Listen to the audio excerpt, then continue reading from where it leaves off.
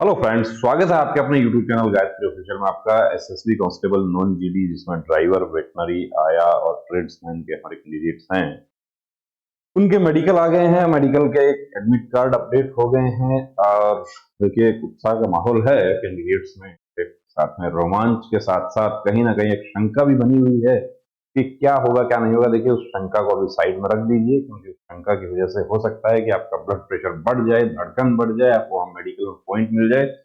यहाँ वीडियो में हम बात करते हैं कि मेडिकल में जो इंस्ट्रक्शंस हैं, निर्देश क्या हैं आप लोगों के लिए।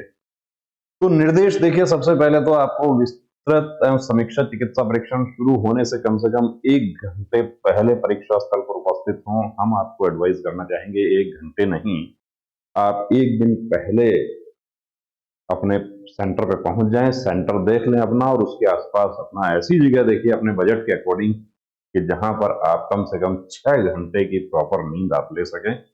ऐसी जगह आप जरूर दें।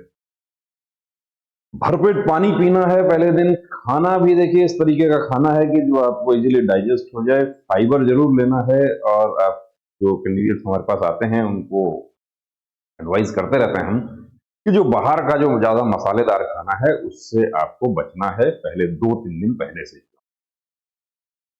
उम्मीदवारों को 3 नवीनतम रंगीन पासपोर्ट आकार के फोटो लाने के लिए निर्देशित किया जाता है। 3 फोटो नवीनतम। अब कुछ हमारे साथी पूछते हैं कि क्या वही फोटो चाहिए जो मैंने उसमें लगाया था? वो है तो वही ले जाइए, लेकिन वो तो नवीनतम नहीं होगा, वो तो 3 साल पुरानी बात हो गई। तो आप नया फोटो जो है वो लेकर जाना है आपको। बायोमेट्रिक सत्यापन के लिए उचित समय पर उपस्थित हों और अन्य औपचारिकताओं को समय से पूरा करें। अब बायोमेट्रिक में देखिए एक चीज का विशेष ध्यान रखना है कि बहनें जो है उनको मेहंदी नहीं लगानी है और अंगूठा अपना बचा के रखना है कि बायोमेट्रिक यदि नहीं हुआ तो वही एसएससी जीडी वाला प्रॉब्लम यहां भी हो सकता है। विस्तृत एवं समीक्षा चिकित्सा परीक्षा के दौरान उम्मीदवारों के बाएं अंगूठे का सत्यापन किया जाएगा, इसलिए उम्मीदवार अपने बाएं अंगूठे को साफ सुथरा रखें। यहां पर भी कहा गया है उम्मीदवारों को विस्तृत एवं समीक्षा चिकित्सा परीक्षण के समय किसी भी प्रकार का बैग, मूल्यवान सामान, फायर आर्म्स, तेज हथियार, मोबाइल या इलेक्ट्रॉनिक गैजेट आदि लाना प्रतिबंधित है और सामग्री के किसी भी नुकसान के लिए उम्मीदवार जिम्मेदार होगा।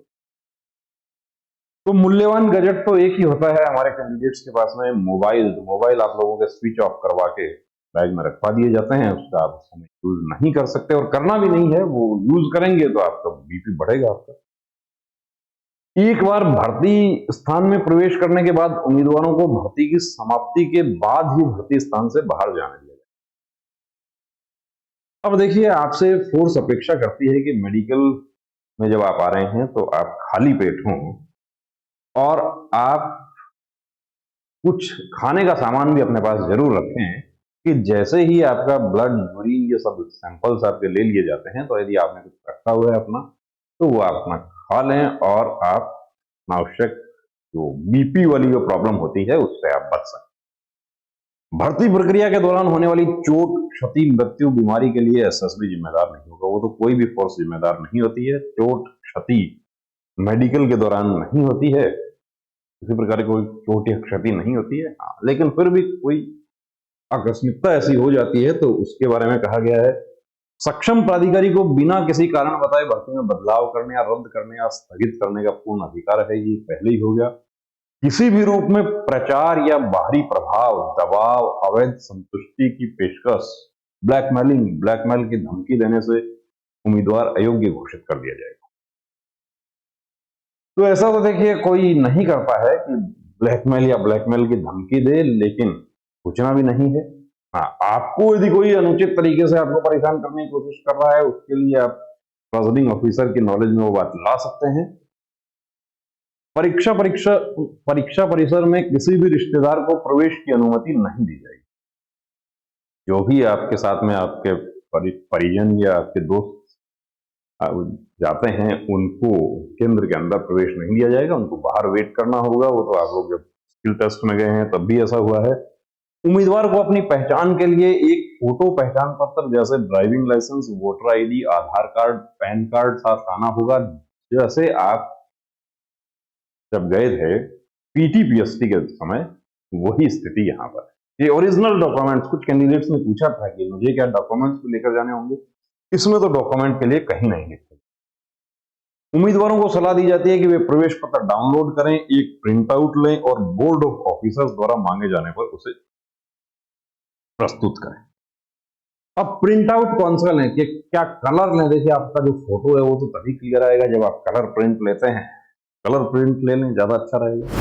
एडमिट कार्ड एसएसबी की रिक्रूटमेंट साइट पर अपलोड किए जा रहे हैं, डाक के माध्यम से नहीं भेजा जाएगा।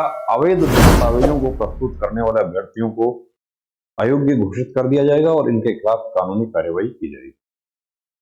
तो अवैध दस्तावेज तो इसमें यही है कि कोई इंपर्सोनेशन कर रहा है किसी तरीके का, कि जो चीटर वाला जो काम होता है, यदि ऐसा कोई कर रहा है और पकड़ा गया तो कानूनी कार्रवाई होगी निश्चित रूप से।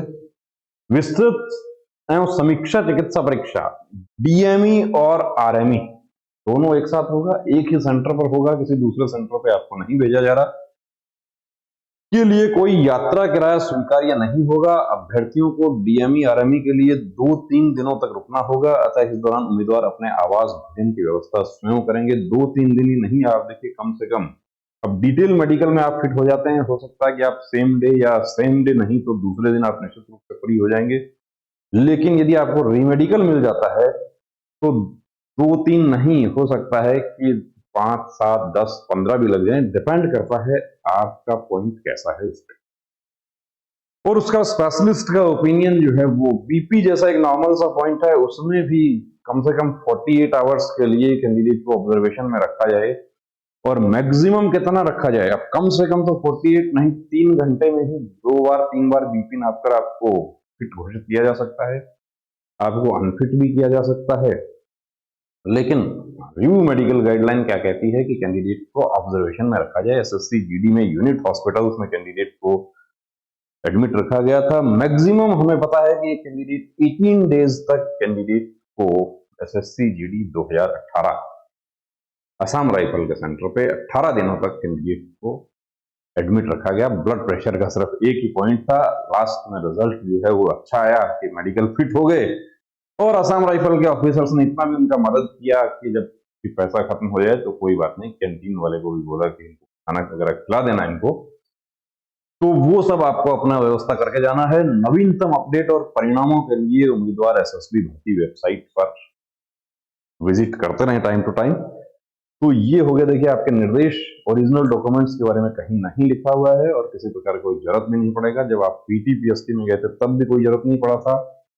डॉक्यूमेंट वेरिफिकेशन आपका हो चुका है। अब बचा काम है वो डिटेल मेडिकल एग्जामिनेशन, उसमें आप फिट हो जाते हैं, आपको घर जाने के लिए बोल दिया जाता है, आप अनफिट हो जाते हैं, आपको एक सर्टिफिकेट दिया जाएगा, उस पर कारण बताया जाएगा। उसके बाद आपको कहा जाएगा कि क्या आप अपील करना चाहते हैं, तो अपील करना है आपको।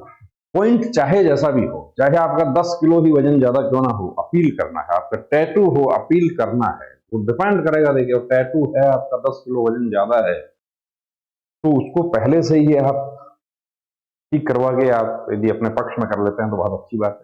तो अपील जरूर करना है, घबराने की जरूरत नहीं है। जिस तरीके से आप यहां तक पहुंचे हैं तो आगे की चरण भी आप क्वालिफाई करेंगे। तो बने रहिए दोस्तों चैनल के साथ। जय हिंद। नमस्ते डॉक्टर साहब, मुझे अपने बेटे का आर्मी भर्ती के लिए मेडिकल चेकअप करवाना है। नमस्ते श्रीमान जी। आर्मी, एयरफोर्स, नेवी या कोई भी फोर्स का मेडिकल चेकअप गाइडलाइन के अनुसार होता है, जिसमें सभी मेडिकल पॉइंट्स की जानकारी दी होती है। सिविलियन डॉक्टर को उन सब की जानकारी नहीं होती है। आप कंप्लीट मेडिकल चेकअप के लिए Gayatri pre medical centre Sikar Rajasthan से संपर्क करें तो बेहतर होगा। क्या वहाँ फीमेल कैंडिडेट का भी चेकअप होता है? जी बिल्कुल, वहाँ eye specialist, ANT specialist, general physician, physiotherapist, gynaecologist और जनरल सर्जन सभी आपको एक जगह मिल जाते हैं। और इन सभी के साथ अमित सर को 20 साल से डिफेंस लाइन का एक्सपीरियंस भी है, जिसका फायदा लेकर हजारों candidates army, navy, air force, BSF, CRPF, CISF, SSB, state police की वर्दी पहनकर देश सेवा में जुड़े हुए हैं। थैंक यू डॉक्टर साहब, अब तो मैं वही जाती हूँ और अपनी बेटी का भी SSC GD का चेकअप वहीं से ही कराती हूँ। बहुत बहुत शुक्रिया आपका इस जानकारी के लिए। एक बात और, वहाँ आपको बहुत रीजनेबल फीस में ये सुविधा मिल जाएगी। आप 9982877443 पर कॉल करके अपॉइंटमेंट ले सकते हैं। जब भी जाते हो अपॉइंटमेंट लेकर जाना। जय हिंद।